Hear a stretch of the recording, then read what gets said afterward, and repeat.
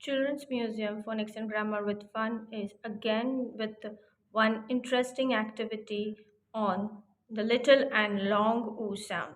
Here I have made a oo slider which says about the little and long oo.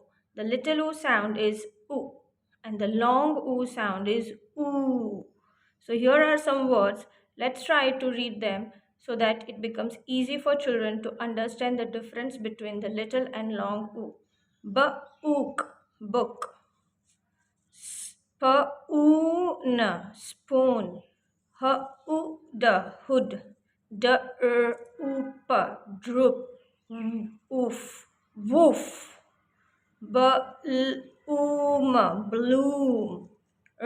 Rooster, roost. Hoot, hoot. Hope you enjoy this activity with your children.